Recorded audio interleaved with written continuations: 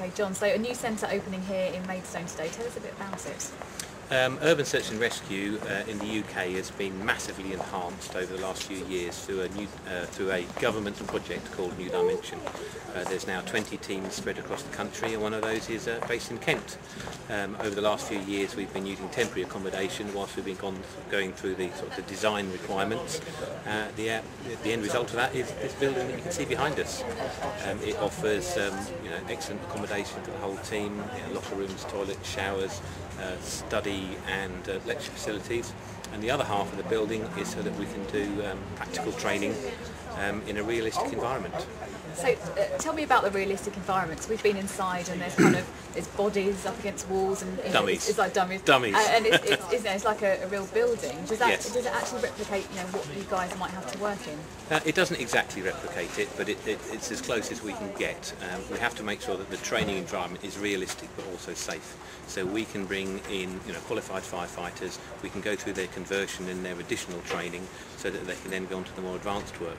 So to start with, we'll have all the lights on and the floor nice and tidy as people are getting used to using the equipment, and then as time goes on we can turn the lights out, make a lot of background noise, and slowly, step by step, increase the hazards that the crews are faced by. Why do we need firefighters that are trained in this kind of these specialist operations? What kind of things are you required to go out and do?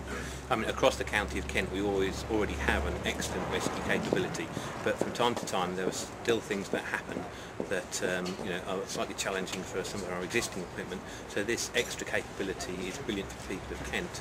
It's also crewed in a way that the Kent team can operate anywhere in the UK, and some of them can even work abroad if required.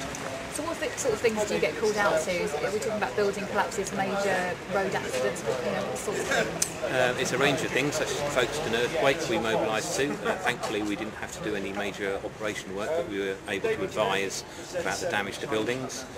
We regularly get involved, sadly, in really awkward body recoveries, generally on the motorways of Kent, and we've even rescued a few animals from badger holes and things like that, which may appear to be a bit of a waste of our time in some people's view, but it's such excellent training to be actually go out there and use our technical search equipment and locate something.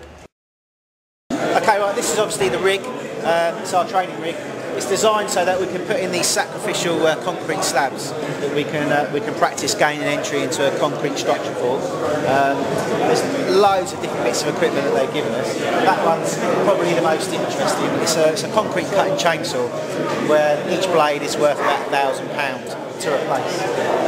And it does what it says on the tin. You can put it into concrete, it will cut it like a chainsaw.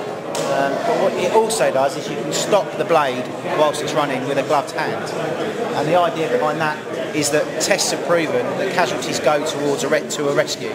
So if the casualty was in a building, they would slowly crawl towards the noise. And if they get too close to the blade, the fibres on their clothing will actually stop the blade. So it will stop them cutting their arm off or their leg off or worse.